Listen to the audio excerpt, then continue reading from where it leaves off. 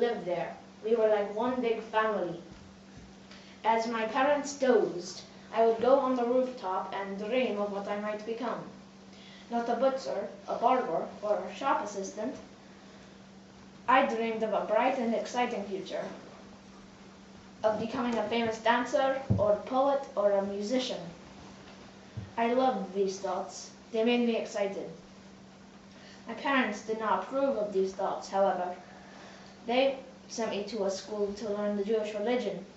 I had to sit and learn the Hebrew and study the Torah, the sacred Jewish book, and listen to the rabbi's teachings. But I was often distracted.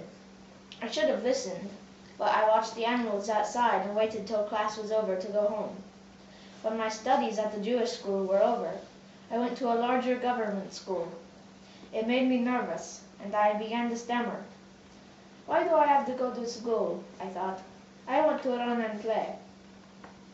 The only lessons I liked were geometry and art. There was no talking in those classes. I was good at drawing. I was good at drawing. My friend told me I was a real artist. It seemed heavenly. Me, an artist? I asked my mother to let me study art. What? She said. A Jew wanting to be an artist? That is unheard of. She took me to the art teacher to ask his opinion. He sat and looked at my drawing, at my paintings. Finally, he said I had some talent. That was all it took to inspire me. I was going to be a famous artist. Marc Chagall moved to Paris in 1910. He left his fiancée Bella in Vitebsk and promised to come back and marry her. He studied poetry and met some historic figures like Modigliani and Apollinaire. Chagall came back to Vitebsk to marry Bella in 1914, planning to go back to Paris. But in his time there, the First World War broke out. The border was sealed, and he was stuck in the Russian border. In 1923, he heard that his paintings were selling well in Germany, so he moved there.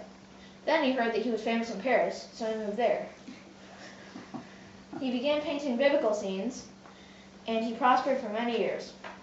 World War II broke out in 1941, and Marc Chagall was smuggled by ship to the United States. In 1946, he began making plans to go back to Paris. Chagall returned to Paris in 1948, where he resided until he died in 1985. I like Marc Chagall because his art was unique. He never gave up, even when he was most discouraged. His art was very modern, and he was known as a cubist and a fauvist. My favorite art used to be Monet, but now I like Chagall. The end. That was awesome. Okay, show us your artwork here. Okay, yeah. So, we have